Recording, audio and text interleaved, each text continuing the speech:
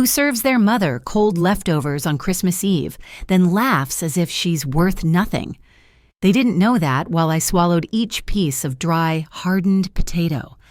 I was preparing to serve the whole family a different kind of feast, not from the kitchen, but from the bank. And this time, I'd be the one holding the carving knife. My name is Margaret Hale, and at 72 years old, I've delivered more babies than I can count, held more dying hands than I care to remember, and saved more lives than my own children apparently think I'm worth. But nothing in my 3 years as a registered nurse prepared me for the cold cruelty I faced that Christmas Eve at my son David's house. The mahogany dining table gleamed under the chandelier's warm light, laden with a feast that could have fed a small army. A golden brown turkey sat as the centerpiece, surrounded by glazed ham, roasted vegetables glistening with butter, fresh rolls still steaming from the oven, and every side dish you could imagine. The aroma filled the room like a warm embrace, one that deliberately excluded me. "Here you go, Mom," Clara, my daughter-in-law, said with that practiced smile of hers, the one that never quite reached her eyes. She placed a plate in front of me with the theatrical precision of someone making a point. On it sat a pathetic arrangement of yesterday's mashed potatoes, congealed and gray, 3 wilted green beans that had seen better days, and a slice of turkey so dry it could have been cardboard. "Well, we figured you wouldn't want all that rich food," David added, not even looking up from where he was carving fresh turkey for everyone else. "You know, at your age, digestion and all that. At my age, as if I hadn't been cooking Thanksgiving and Christmas dinners for this family since before he could hold a fork properly. As if I hadn't taught him how to carve a turkey in the first place. Besides," Clara chimed in, her voice dripping with false concern, "we know how you like to watch your figure." She glanced at her sister-in-law, Patricia, and they shared a look. The kind of look I'd seen pass between nurses when they thought a patient couldn't understand them anymore. Patricia giggled, actually giggled, covering her mouth with her manicured hand. "Oh, Clara, you're terrible." But she wasn't protesting. She was enjoying it. I picked up my fork, its weight familiar in my hand. How many times had these hands steadied a scalpel, inserted an IV, performed CPR? How many times had they comforted the sick, the scared, the dying, and now they trembled slightly as I cut into the cold, rubbery turkey. "Thank you," I said quietly, because what else could I say? Make a scene? Prove to them that I was the bitter old woman they'd already decided I was? David finally looked at me then, and for just a moment, I thought I saw something. Guilt, maybe? But it vanished as quickly as it appeared. "You're welcome, Mom. We're just glad you could make it." Glad I could make it. To my own son's house. For Christmas. As if I were some distant relative they felt obligated to invite. The conversation flowed around me like water around a stone. They discussed their recent vacation to Cabo, Clara's promotion at the marketing firm, plans for renovating the kitchen. Nobody asked about my life, my friends at the senior center, or the bowling league where I'd just scored my personal best. Nobody asked about anything at all. Grammy, my 8-year-old granddaughter, Sophie, started to get up from her chair. "Want to sit next to me?" "Sophie, don't bother Grammy while she's eating," Clara said sharply. "Go back to your seat." The child obeyed, but not before shooting me a confused look. I tried to smile at her, but it felt like my face might crack from the effort. I forced myself to chew the cold mashed potatoes, each swallow an act of pure will. They tasted like paste, like defeat, like every slight and dismissal I'd endured since David had married Clara 10 years ago. Around me, the family laughed and chatted, forks clinking against china, wine glasses being refilled, the sounds of a celebration I was technically part of but entirely excluded from. "Oh, Margaret," Clara said suddenly, as if just remembering I existed. "We're doing Secret Santa this year, family only. You understand, but don't worry about getting anyone anything. We know money's tight on a fixed income." Family only. The words hung in the air like icicles. I looked down at my plate, at the cold, congealed mess they deemed good enough for me, and something inside me crystallized, hard and sharp as winter ice. "Of course," I said, my voice steady as it had been when telling families their loved ones hadn't made it through surgery. "I understand perfectly." And I did. Oh, how I did. They thought I was nothing, a burden, an obligation to be met with the minimum effort possible. They laughed while serving me scraps, confident in their power, secure in their assumption that I was too old, too weak, too dependent to do anything about it. They were about to learn how wrong they were. The drive home felt longer than usual, my old Honda Civic's heater struggling against the December cold. I pulled into the driveway of my small ranch house at 9:45 p.m., the porch light I'd left on casting a welcoming glow that my son's mansion, for all its grandeur, had lacked. Inside, my home wrapped around me like a warm blanket. Yes, the carpet was worn in places, and the kitchen hadn't been updated since the 90s, but every corner held a memory. Every piece of furniture had been chosen with care. The Christmas tree I decorated myself stood in the corner, modest but cheerful, its lights twinkling against handmade ornaments collected over decades. I hung up my coat and went straight to the kitchen. If they thought I couldn't cook for myself, they were sorely mistaken. I pulled out eggs, cheese, fresh herbs from my window garden, and made myself a proper omelet. I ate it hot, savoring every bite, at my small kitchen table with its cheerful yellow tablecloth. This was how food should be, made with care, served with dignity. After washing up, I settled into my recliner with a cup of chamomile tea and reached for my laptop. At 72, I wasn't as helpless with technology as my children assumed. I'd had to learn electronic medical records before retiring. After all, I logged into my bank account to check on my automatic bill payments, a routine I'd developed to stay on top of my finances. The screen loaded, and I blinked, certain I was misreading the numbers. My savings account, which should have held $32,000, my emergency fund, carefully accumulated over years of double shifts and overtime, showed a balance of $3,043.16. My hands went cold. I set down my tea before I dropped it and clicked on the transaction history. There they were, a series of withdrawals over the past 4 months. $5,000 here, $3,000 there, another $8,000, all electronic transfers to an account I didn't recognize. I forced myself to breathe the way I'd taught countless patients to breathe through pain. Think, Margaret, be methodical. I went to my filing cabinet and pulled out my statements from the past year. I'd been meaning to go paperless, but old habits die hard, and now I was grateful for my stubbornness. I spread the papers across my dining room table, putting on my reading glasses. The withdrawals had started in August, right after my gallbladder surgery.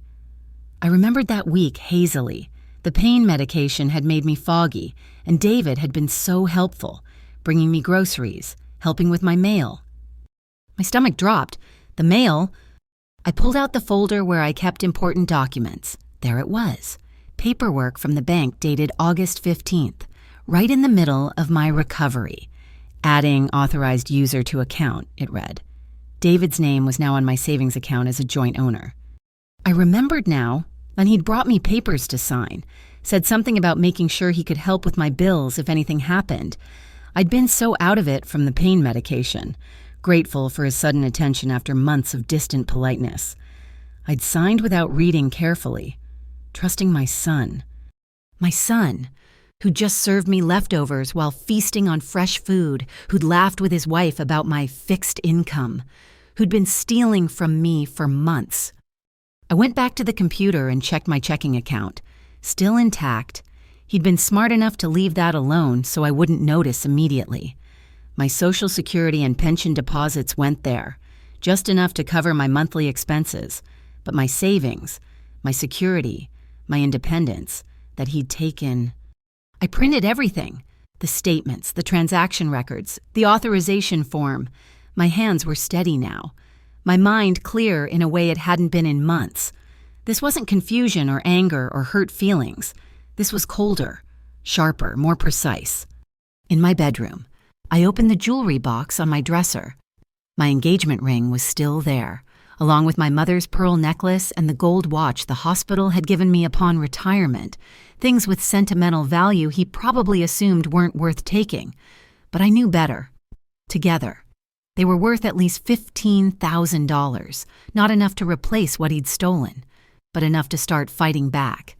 I sat on the edge of my bed, looking at the family photo on my nightstand, David at his college graduation, me beaming with pride beside him.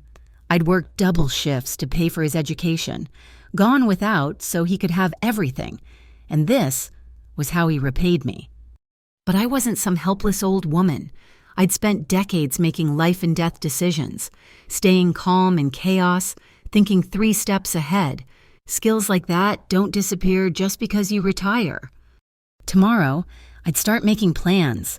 Tonight, I allowed myself to feel the full weight of the betrayal. Then I locked it away, deep inside, where I'd kept every other pain that threatened to break me during my nursing career. They'd laughed while serving me cold leftovers. Soon, I'd serve them something much colder. And unlike that pathetic meal, what I had planned would be prepared with meticulous care, served at exactly the right temperature, and impossible to swallow. 3 days after Christmas, I stood outside Sunshine Lane's bowling alley at exactly 10 a.m., waiting for Harold Morrison. He was always early for our Tuesday bowling league, and I needed to catch him before the others arrived. "Margaret!" His face lit up when he saw me, then immediately shifted to concern. "You look like you haven't slept. Coffee?" Harold was 75, a retired accountant with sharp eyes behind wire-rimmed glasses and a mind that could still calculate tips faster than anyone could pull out their phone. More importantly, he was one of the few people who'd noticed how my family treated me. We settled into a corner booth at the alley's cafe, far from the crash of pins and the league regulars who were starting to arrive. I wrapped my hands around the hot mug, gathering my thoughts. "Remember last month when you asked why David never comes to my league championship matches?" I began. Harold nodded slowly. "You said he was busy with work." I lied. The words came out flat, matter of fact. He doesn't come because he doesn't care. And Harold, it's worse than that. I showed him the bank statements, watched his expression darken as he traced the withdrawals with one finger, his accountant's mind automatically tallying the theft. When he looked up, his usually gentle face was hard with anger. $29,000, he said quietly. The bastard stole $29,000 from his own mother. While serving me table scraps and laughing about it, I added. Harold leaned back, studying me. We'd known each other for 3 years, ever since I joined the bowling league looking for something to fill my Tuesday mornings. He'd seen me through my husband's death, celebrated with me when I'd bowled my first turkey, listened without judgment when I'd mentioned, carefully, how distant David had become since marrying Clara. "What do you need?" he asked simply. "I need to protect what's left," I said, "and I need to do it smart. I can't just confront him. He's already shown he'll take advantage when I'm vulnerable. I need to make sure he can never do this again." Harold's eyes glinted behind his glasses. "You know, in 40 years of doing people's taxes, I learned a lot about financial protection, legal ways to lock down assets, create trusts, make money untouchable." "I'm listening." "First, you need a lawyer, not just any lawyer, someone who specializes in elder financial abuse and estate planning. I know just the person, Elaine Carter. She handled my sister's case when her son tried something similar." He pulled out his phone and scrolled through his contacts. "Elaine's tough as nails and smart as a whip. She'll know exactly how to freeze David out legally." "What about the money he already took?" Harold's expression was grim. "That's trickier. Since his name was on the account, technically it was legal. Unethical as hell, but legal. However," he leaned forward, "if you can prove he obtained that authorization through deception while you were impaired from surgery, that's fraud. Elaine will know how to pursue it." I felt something unknot in my chest. For the first time in days, I could breathe properly. "Harold, I don't know how to thank you." "Don't thank me yet," he said, but he was smiling slightly.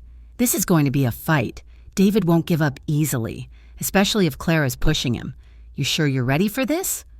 I thought about Christmas Eve, about the cold potatoes and the laughter and Sophie being told not to bother me, about 43 years of saving lives and the son who'd repaid that dedication with theft and humiliation. "I delivered babies in power outages," I said. "I've performed CPR for 20 minutes straight. I've held sobbing mothers and told them their children didn't make it. You think I can't handle my own son?" Harold reached across the table and squeezed my hand. His fingers were warm, steady, reassuring. "That's the Margaret I know. Now let's plan this properly. Like a surgery, right? Every step mapped out, every contingency covered." We spent the next hour strategizing. Harold had brought a legal pad and took notes in his precise accountant's handwriting. We listed all my assets. The house, paid off, thank God. My car, the jewelry, my retirement accounts, the checking account David hadn't touched yet. We identified vulnerabilities and ways to protect each one. "You'll need to move fast," Harold warned. "Once David realizes you're onto him, he might try to grab whatever else he can. Elaine can file paperwork for emergency financial protection orders, but you need to see her immediately." "What about my regular expenses? If I freeze everything..." "We'll set up a new account at a different bank. Transfer your Social Security and pension deposits there. Keep it simple. Keep it clean. Keep David's name off everything." As we talked, I felt my old self returning. The charge nurse who could juggle 12 patients and still catch a medication error. The woman who'd raised 2 children alone after my husband's first heart attack left him unable to work. I wasn't a victim. I was a survivor who'd been caught off guard. There was a difference. "One more thing," Harold said as we prepared to leave. "You're going to need emotional support through this. I know you're strong, Margaret, but this is your son. It's going to hurt." He was right, of course. Under the anger and determination, there was a grief so deep I couldn't look at it directly yet. The son I'd raised, the boy who'd made me Mother's Day cards with crayon hearts, was gone. Maybe he'd been gone for years, and I'd just been too hopeful to see it. "I've got you," Harold said quietly, "and Eleanor, and the whole league. You're not alone in this." I squeezed his hand back, this good man who'd become my unexpected ally. "I know. And Harold, thank you for not trying to talk me out of this." He snorted. "Talk you out of it, Margaret? I've watched that son of yours dismiss and disrespect you for 3 years. I'm just glad you're finally fighting back. Now come on, let's go bowl a few frames. You think better when you're moving." He was right about that, too. As I sent ball after ball down the lane, each strike felt like a small victory, a reminder that I still had power, still had control. David thought he'd beaten me, reduced me to nothing but a source of funds and an obligation to manage. He was about to learn what happened when you underestimated Margaret Hale. The law offices of Carter and Associates occupied the top floor of a restored Victorian building downtown. I arrived at 2 p.m. sharp for my appointment, my folder of evidence tucked under my arm like armor. The receptionist, a young woman with kind eyes, offered me tea while I waited. I accepted gratefully. My hands needed something to hold. Elaine Carter was nothing like I'd expected. Instead of the severe, suited figure I'd imagined, she was a woman in her 60s, with silver hair in a neat bob and laugh lines around her eyes. But when she reviewed my documents, those eyes turned sharp as surgical steel. "Mrs. Hale," she said after reading everything twice, "what your son did is unfortunately common. Adult children taking advantage of their parents' trust, especially during medical vulnerability. The good news is, we can absolutely protect your remaining assets. The bad news is, recovering what's been taken will be difficult." "I understand," I said, "right now. I just want to make sure he can't take anything else." She nodded approvingly. "Smart, defense first, offense later. Let's start with the immediate steps." She pulled out a fresh legal pad and began writing in quick, efficient strokes. "First, we're going to revoke his power of attorney if he has one." "He doesn't," I interrupted. "I never gave him that." "Good. That makes this easier." Second, we're removing him from all your accounts immediately. I'll prepare the paperwork today, and you'll take it to your bank first thing tomorrow morning. Third, we're going to create a revocable living trust for all your assets. A trust? Think of it as a fortress around everything you own, Elaine explained.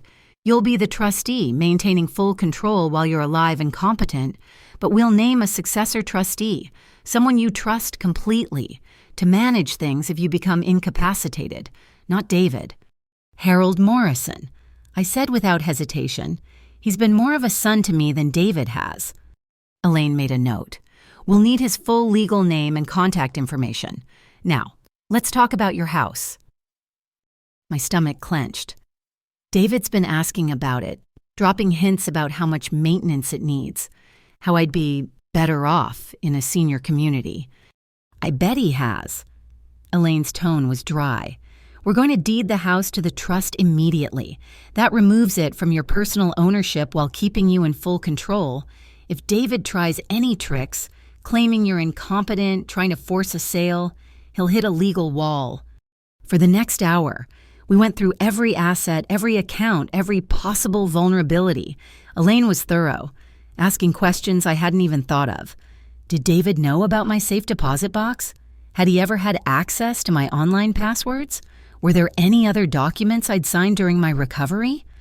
There's one more thing, she said as we neared the end. Your will? When was it last updated? 5 years ago. David is... I swallowed hard.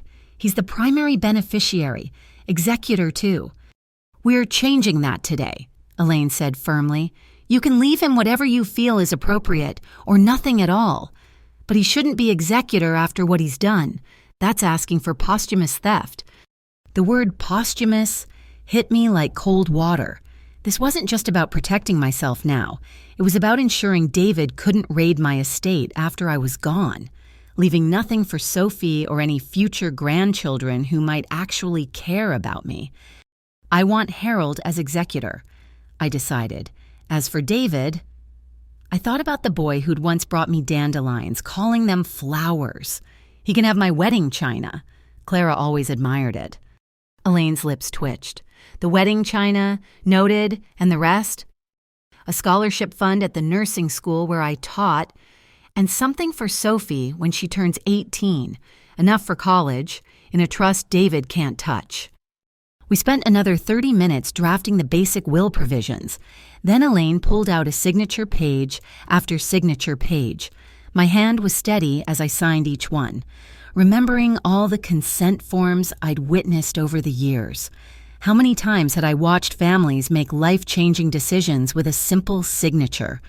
Now it was my turn. This one's my favorite, Elaine said, sliding the last document across. This grants Harold emergency financial power of attorney, but only if 2 independent doctors certify you're incapacitated. It specifically excludes David from any financial decision-making, even in a medical emergency. I signed with a flourish. Now, Elaine said, gathering the papers, we file these today. The trust documents will be recorded by end of business. The bank paperwork is ready for tomorrow morning. Be there when they open at 9 a.m. Take Harold if you can. Witnesses never hurt. What about David? When will he find out? Legally, we don't have to notify him of anything. The bank might send a letter about the account change to the address on file. Yours. Whether you tell him directly is up to you. I thought about it. Part of me wanted to confront him immediately, to see his face when he realized his cash cow had gone dry. But the nurse in me, the one who'd learned to time medications for maximum effect, knew better. I'll wait, I decided. Let him think everything's normal for now. Elaine smiled, and it wasn't entirely nice. Strategic thinking. I like it. One last thing. Document everything from now on. Every interaction with David, every phone call, every visit. If he escalates when he finds out, we'll need evidence for a restraining order. Restraining order? Against my own son. The words should have broken my heart, but it was already so damaged that they merely settled into the cracks. I wrote Elaine a check for her retainer, grateful I'd kept my checking account separate. It was a significant chunk of my remaining funds. But Harold was right. This was an investment in my future security. "Bah, Mrs. Hale," Elaine said as she walked me to the door. "I'm sorry you're going through this. No parent should have to protect themselves from their own child, but you're doing the right thing." "I know," I said. "I spent my career saving lives. Now I need to save my own." Outside, the January air was crisp and cold, but I felt warmer than I had in days. In my purse was a copy of every document I'd signed, my new fortress of legal protection. Tomorrow, I'd go to the bank and cut off David's access to my money. Next week, the house would be safely in the trust. It wasn't revenge, not yet. It was triage, stopping the bleeding, stabilizing the patient, preventing further damage. The revenge would come later, when David realized his free ride was over, when he understood that the mother he'd dismissed and disrespected had outmaneuvered him completely. As I drove home, I passed David's office building. His BMW was in its reserved spot, gleaming in the winter sun. He was probably in there right now, planning how to spend more of my money, secure in his assumption that his mother was too old, too trusting, too weak to fight back. By the time he learned otherwise, it would be far too late. The doorbell rang at precisely 3 p.m. on Saturday afternoon. I'd been expecting them. David always visited on the first Saturday of the month, regular as clockwork, usually to check on me while making mental inventory of my possessions. I took my time answering, using those extra seconds to center myself the way I used to before difficult procedures. When I opened the door, David and Clara stood on my porch, fake smiles plastered on their faces. "Mom!" David leaned in for the obligatory hug, which I returned with exactly the same amount of warmth he offered. None. "How are you feeling?" "Fine, Dom," I said, stepping aside to let them in. "Would you like some tea?" They followed me to the kitchen, Clara's eyes doing their usual scan of my belongings. I noticed her gaze linger on the empty spot where my grandmother's silver tea service usually sat. I'd moved it to the safe deposit box yesterday, along with anything else of value small enough to carry. I put the kettle on and reached for my everyday mugs. Nothing worth stealing here. As I moved around my kitchen with practiced efficiency, I could feel them exchanging glances behind my back. "So, Mom," David began, settling into what I recognized as his business voice, "we've been thinking about your future." "Oh," I kept my tone neutral, measuring loose tea into the pot. "This house is getting to be a lot for you," Clara chimed in, right on cue. "All this maintenance, the stairs, the yard work. Wouldn't you be happier somewhere smaller?" I poured hot water over the tea leaves, watching them swirl. I managed just fine. "But for how long?" David pressed. "What if you fall? What if something happens and no one's here?" "I have a medical alert button," I said calmly, "and good neighbors." "That's not the same as professional care," Aunt Clara said, her voice syrup sweet. "We've been looking at some lovely senior communities. Sun Meadows has an opening."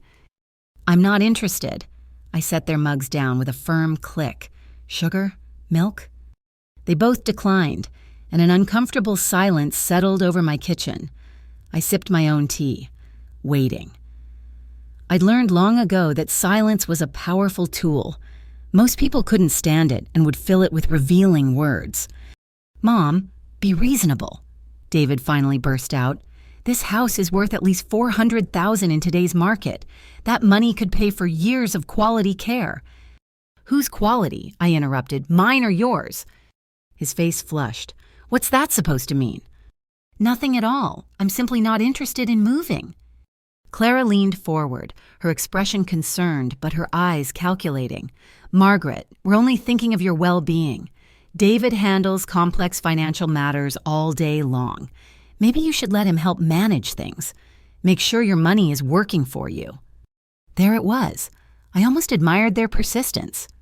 "Speaking of money," I said conversationally, "I've been reviewing my accounts. Interesting how much less I seem to have than I thought." David's hand stilled halfway to his mug. "What do you mean?" "Oh, just that retirement funds don't go as far as they used to," I said vaguely.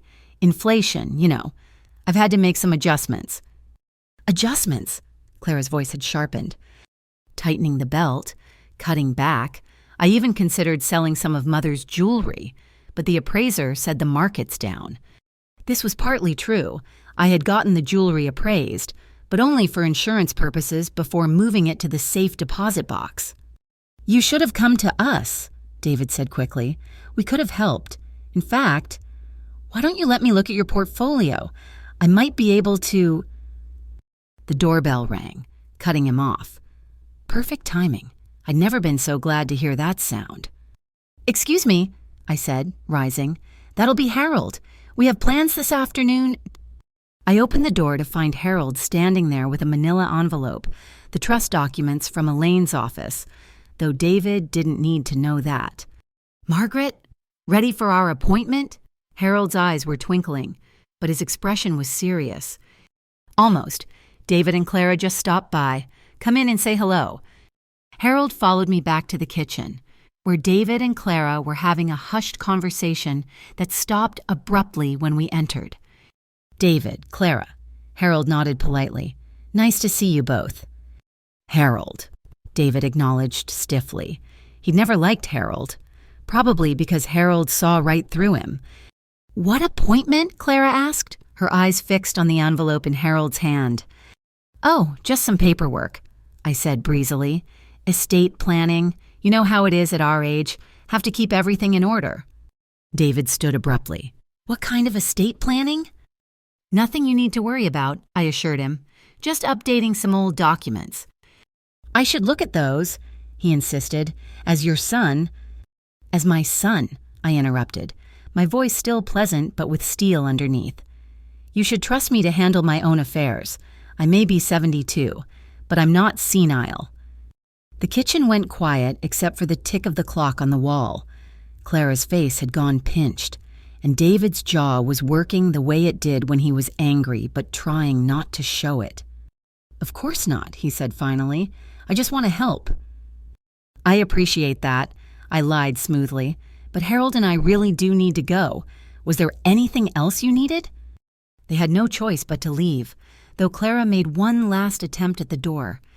"Margaret, that IRA you mentioned at Christmas. If you need access to funds—" "All taken care of," I said. "Drive safely now." I watched from the window as they sat in their car for a full 5 minutes, clearly arguing. Finally, David started the engine and they pulled away, his tires squealing slightly in his haste. "Well played," Harold said quietly behind me. "The curtain's just rising," I replied, turning from the window. "They'll be back. And next time, they won't be so polite about it." "Let them come," and Harold said, patting the envelope. "Everything's filed and official. Your fortress is built, Margaret." I smiled, thinking of David's face when he'd heard the words estate planning. He was worried now, off balance. Good. Let him wonder what I was doing, what I knew, what I planned. Let him lie awake tonight, calculating how much money he might be losing. Because very soon, he'd discover it was all of it. Every last penny he thought was his for the taking. "Tea?" I offered Harold. "The real china this time, while I still have it to enjoy." "Love some," he said, settling into the chair David had vacated. "And then we can review those trust documents one more time. I want to understand every detail of my responsibilities." As I reached for my good teapot, I felt lighter than I had in months. The game was truly in motion now, and I was 3 moves ahead. David thought he was playing checkers. He had no idea his mother had been playing chess all along. The call came at 7:15 a.m. on Tuesday, jarring me from my morning coffee. David's name flashed on my phone screen. I let it ring 3 times before answering, keeping my voice deliberately groggy. "Hello? Mom, what the hell did you do?" No greeting, no pretense of concern. The mask had finally slipped. "David, what's wrong? Why are you calling so early?" "Don't play dumb with me!" His voice was shrill, panicked. "The bank just called. They say I'm no longer authorized on your savings account. They say you removed me." "Oh, that," I said mildly. "Yes, I did some restructuring. Simplified things." "Simplified? You locked me out. I can't even check the balance." "Why would you need to check my balance, David?" The silence stretched for a heartbeat too long. I was just making sure you had enough for emergencies. How thoughtful. Well, I have enough. You don't need to worry. Mom, this is insane. What if something happens to you? What if you need help? Then I'll call Harold, I said calmly. He's my emergency contact now. Harold? That bowling buddy of yours? You trust him over your own son? I trust him exactly as much as he's earned, I replied, just as I trust you exactly as much as you've earned. I heard Clara's voice in the background, urgent and angry. David must have put me on speaker. This is elder abuse, Clara shrieked, taking advantage of an old woman, turning her against her family. Clara, how nice to hear from you, I said pleasantly. Though I'm confused, how is protecting my own assets elder abuse, unless someone was planning to use them without my permission? We're coming over, David announced. Right now. We need to talk about this face to face. I won't be home. Tuesday is bowling day, remember? Though you'd have to actually pay attention to my life to know that. Mom, I have to go. Harold's picking me up in 10 minutes. I hung up and immediately texted Harold. Code red, they know. His response was immediate. On my way, don't answer the door. By 7:45 a.m., I was safely in Harold's car, watching from down the street as David's BMW screeched into my driveway. He pounded on my door for a full 5 minutes before Clara pulled him back to the car. They sat there for another 20 minutes, presumably trying to figure out their next move. Should we call Elaine? Harold asked. Not yet. Let them spin their wheels a bit first. We went to the bowling alley as planned. I needed the normalcy, the routine, the satisfying crash of pins falling, but I kept my phone close, documenting every call, every text. David left 12 voicemails, each more desperate than the last. Clara sent a series of texts that ranged from pleading to threatening. At 11 a.m., a new message arrived, this time from Maya, the personal banker who'd helped me close David's access. Mrs. Hale, wanted you to know your son attempted to reset the account password this morning. Per your instructions. We denied the request. He became quite agitated. Security had to escort him out. We flagged your account for additional protection. I showed Harold the message. His face darkened. He's escalating quickly. He's desperate, I corrected. There's probably bills coming due that he was planning to pay with my money. My phone rang again. This time it was a number I didn't recognize. Mrs. Hale, this is Patricia Winters from Winters & Associates law firm. I'm calling on behalf of your son, David Hale, regarding some concerning changes to your financial accounts. I see, I said calmly. And what exactly is his concern? Mr. Hale believes you may be the victim of undue influence. He's worried someone is taking advantage of you, possibly isolating you from your family and manipulating your finances. How interesting. Tell me, Miss Winters, did David mention he's been withdrawing money from my account without my knowledge? A pause. He indicated he had authorization. Obtained while I was recovering from surgery and heavily medicated. I wonder how that would look to a judge. Mrs. Hale, I'm sure we can resolve this without involving the courts. Perhaps if you could meet with David, with legal counsel present. Miss Winters, I'm 72 years old. I worked as a registered nurse for over 40 years. I bowl a 140 average, I manage my own home, and I balance my checkbook to the penny. If your client continues to harass me or attempt to access my accounts, I'll be filing charges for financial elder abuse. Please inform him that any further contact should go through my attorney, Elaine Carter. I hung up before she could respond. That was brilliant, Harold said admiringly. That was just the opening salvo, I replied. They'll try other tactics. I was right. By 2 p.m., they'd moved to emotional manipulation. Sophie called, her young voice confused and sad. Grammy? Mommy says you don't love us anymore. She says you're giving all your money to strangers. My heart clenched, but I kept my voice warm and steady. Oh, sweetheart, that's not true at all. I love you more than all the stars in the sky. Then why won't you help Daddy? He says he needs your help and you're being mean. Using an 8-year-old as a weapon, They'd sunk even lower than I'd thought possible. Sophie, honey, sometimes adults have disagreements about grown-up things, but that has nothing to do with how much I love you. Would you like to come for a sleepover this weekend? Just you and me? We could make cookies and watch movies. Really? Her voice brightened.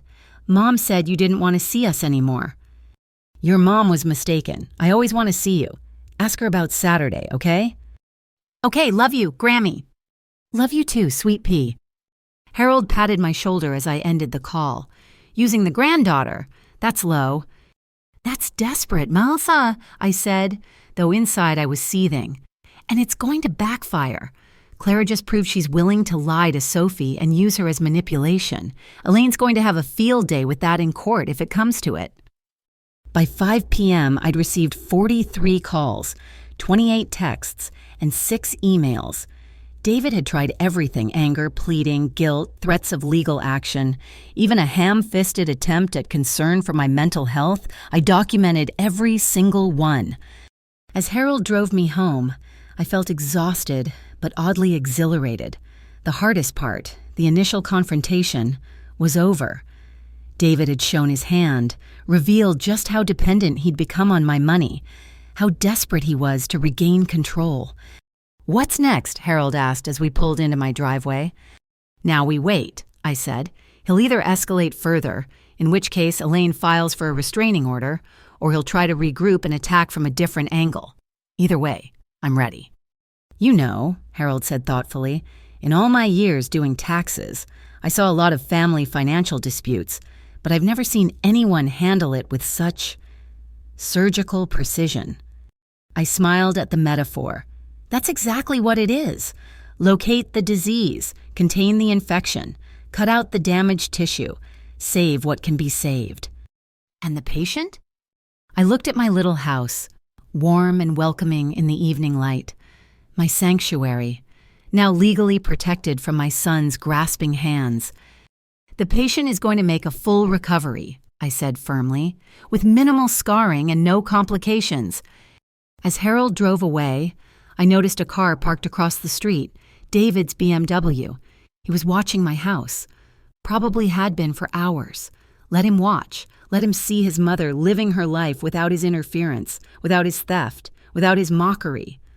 The account he'd been draining was frozen solid now, as cold as those leftover potatoes he'd served me at Christmas. And just like that horrible meal, he was going to have to choke on the consequences of his choices. The pounding on my door at 8:30 p.m. made the windows rattle. I'd been expecting this. David's car had been circling the neighborhood all day like a shark smelling blood. Through the peephole, I could see him, face red with rage, Clara beside him clutching her designer purse like a weapon. I opened the door but kept the chain on. David. Let us in. It wasn't a request. It's late. We can talk tomorrow. He slammed his palm against the door frame. Now, Mother, we're talking now. I could have refused, could have called the police, but I wanted this confrontation on record. I slipped my phone into my pocket, already recording, and undid the chain. They pushed past me into the living room. Snow from their shoes melted onto my carpet. They hadn't even bothered to wipe their feet. Such a small discourtesy, but it said everything about how they saw me and my home. $29,000, David spat, waving a piece of paper. You put me on that account. That money was mine to manage. To manage? Is that what you call taking $5,000 here, $3,000 there without telling me? Clara stepped forward, her voice ice cold. That money was for investments, for your future care. Really? Which investments? Show me the portfolio. They exchanged a glance. It's complicated, David began. Try me. I may be just a retired nurse, but I can read a financial statement. You wouldn't understand. I understood enough to count pills for 43 years without a single medication error. I understood enough to calculate IV drip rates in my head. But please, explain these complicated investments that required $29,000 of my retirement savings. David's face went from red to purple. That's not the point. The point is you went behind my back, locked me out.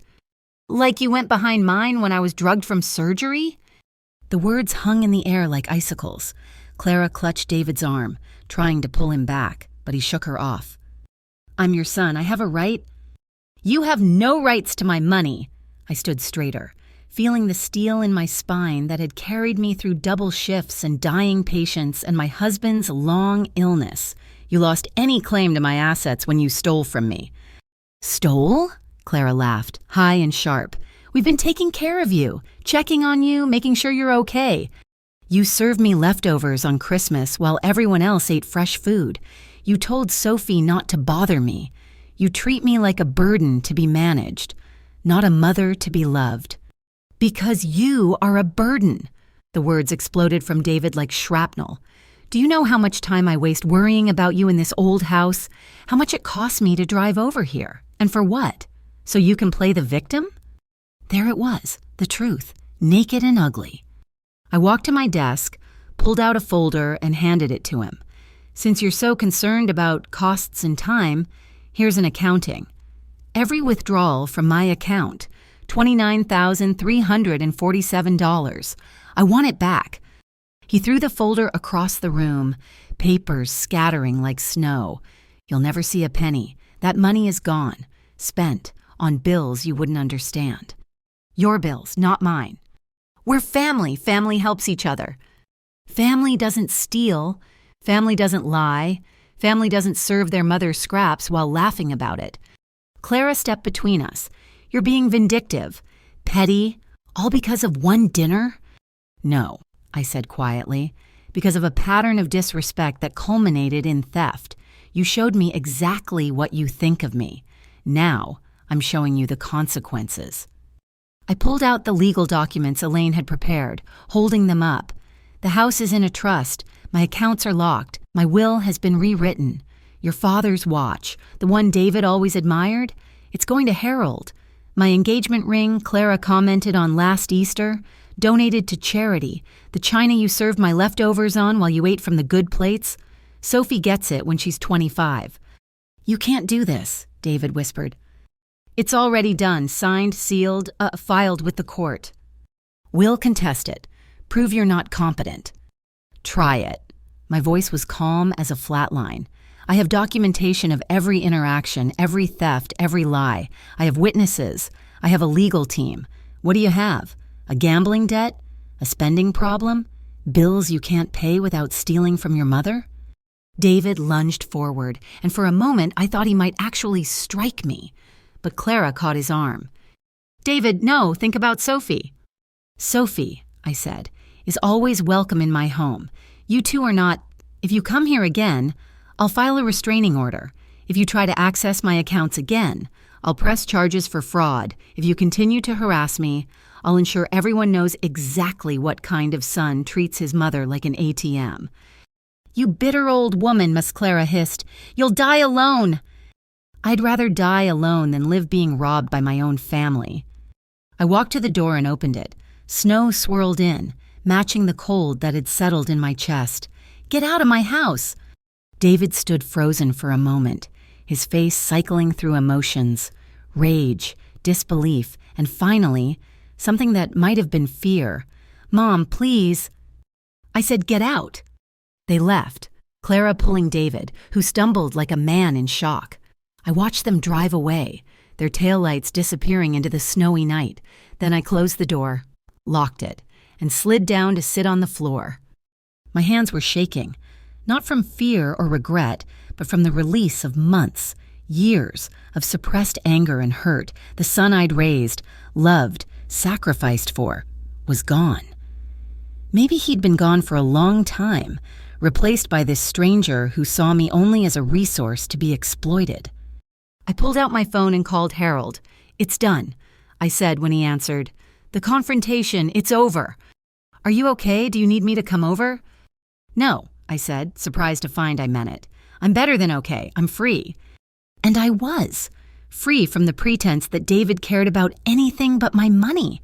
Free from the obligation to smile while being disrespected. Free from the fear that I'd wake up one day with nothing left. They'd serve me cold leftovers, thinking I was too weak to fight back. Instead, I'd serve them exactly what they deserved, A frozen account, a locked door, and a future without access to the mother they'd tried to rob. The snow kept falling outside, blanketing the world in clean, cold white. Tomorrow would bring new challenges, legal threats, family drama, maybe even attempts at reconciliation. But tonight, in my warm little house with my dignity intact and my assets protected, I was content. Let them taste what it felt like to be left out in the cold. I had a feeling they wouldn't find it nearly as palatable as they'd expected me to. The aroma of roast turkey filled my kitchen. Golden and perfect, nothing like the dried-out slice I'd been served last Christmas. Harold arrived first, carrying a bottle of wine and his famous green bean casserole. Eleanor from Bowling League came next with homemade rolls, followed by Mrs. Patterson from next door with her sweet potato pie. "Margaret, this smells incredible," Eleanor said, peeking into the oven. "How long have you been cooking?" "Since 6 a.m., I said, pulling off my apron. "But it's worth it. It's been too long since I've cooked for people who actually appreciate it." We gathered around my dining table, not as grand as David's mahogany monstrosity, but warm with genuine welcome. Harold carved the turkey with the reverence it deserved, steam rising from the perfectly moist meat. Every dish was fresh, hot, made with care, and served with love. "Before we eat," I said, raising my glass of wine, "I want to make a toast." Everyone lifted their glasses, faces warm in the candlelight. 6 months ago, I was served leftovers at what was supposed to be a family dinner, cold, congealed, an afterthought on a plate. Tonight, I'm surrounded by people who see my worth beyond my bank account, who value me for more than what they can take from me. So here's to chosen family, to true friends, and to serving others what they deserve, whether that's a hot meal made with love. I paused, letting a small smile curve my lips. Or a frozen bank account served with a side of legal documents. The laughter that erupted around my table was genuine, warm, nothing like the cruel snickers I'd endured at David's house. Harold winked at me. Eleanor clapped, and Mrs. Patterson actually whooped. "Tell us everything," what Eleanor demanded. "Harold's been hinting at drama for months." So I did. Between bites of perfectly seasoned turkey and creamy mashed potatoes, hot, fresh, the way food should be, I told them about discovering the theft, hiring Elaine, freezing the accounts, and that final confrontation. "The best part," Harold added, "is what happened last month. Tell them about the letter." I smiled, savoring both the memory and the excellent stuffing. David tried to file a competency claim against me, said I was clearly being manipulated, not of sound mind. Elaine destroyed him in court. The judge not only dismissed the case, but suggested David might want to consult a criminal attorney about those unauthorized withdrawals. "Has he tried to contact you since?" Mrs. Patterson asked. "Once. A letter full of accusations and self-pity. I sent it back unopened with a copy of the restraining order." "What about your granddaughter?" Eleanor's face was sympathetic. "Sophie calls me every week. Clara tried to stop it at first, but Sophie's stubborn. She gets that from my side of the family. We have lunch every Saturday now, just the two of us." "And David?" "From what Sophie lets slip, they're struggling. Had to sell the BMW, downsize the house. Turns out they were living way beyond their means, counting on my money to bail them out. Clara's furious, David's depressed, and their marriage is hanging by a thread." I should have felt guilty. Perhaps. A good mother would forgive, forget, open her arms and her wallet once more. But I'd been a good mother for 72 years. Now I was being good to myself. "The trust is ironclad," Harold added proudly. "Even if something happens to Margaret, David can't touch a penny. It all goes to charity and Sophie's education fund." "What charity?" Eleanor asked. "A scholarship for nursing students from low-income families," I said. "Full ride, including living expenses. My money will help create healers, not enable thieves." We talked and laughed until well past 9 p.m., the kind of easy conversation that flows between people who genuinely enjoy each other's company. No hidden agendas, no calculating glances at my belongings, no fake concern masking greed. As my guests prepared to leave, bellies full and hearts warm, Eleanor hugged me tight. "You did the right thing. Margaret, family isn't about blood. It's about who shows up, who stays, who serves you hot food instead of cold leftovers." After they left, I stood in my kitchen surveying the damage. Plates to wash, leftovers to pack, real leftovers, the kind you're happy to eat tomorrow, signs of a successful gathering. My phone sat silent on the counter. No angry texts, no manipulative calls, no threats. David had finally learned that his access to me had been permanently revoked. I poured myself one last glass of wine and settled into my recliner. Looking at the photos on my mantel, there was one of David as a boy, gap-toothed and grinning, before life and greed had hardened him. I'd keep it there, not for the man he'd become, but for the child he'd been, the son I'd loved before he learned to see me as nothing more than a withdrawal slip. They'd laughed while serving me cold leftovers, so certain of their power, so sure I'd swallow whatever they dished out. They'd forgotten that this old nurse had spent a lifetime reading symptoms, diagnosing problems and prescribing treatments. The treatment for their condition had been severe but necessary. Complete financial amputation. No visiting hours, no second opinions, no miraculous recovery. Just the cold, hard consequence of treating your mother like she was nothing more than a meal ticket. I raised my glass to the empty room, to my hard-won peace, to the family I'd chosen over the family I'd borne. They laughed while serving me cold leftovers, I said aloud, tasting the words like fine wine. So I served them a frozen bank account, and unlike their meal, mine was exactly what they deserved. The last laugh, it turned out, was mine, and it tasted delicious. Thank you so much for listening to this story. I'd love to know where you're listening from. Drop a comment below and let's connect. If this story resonated with you, please subscribe to the channel and share your thoughts. What would you have done in Margaret's situation? Your perspectives and experiences make our community richer. Until next time, remember, family isn't always about blood, and respect should never be optional.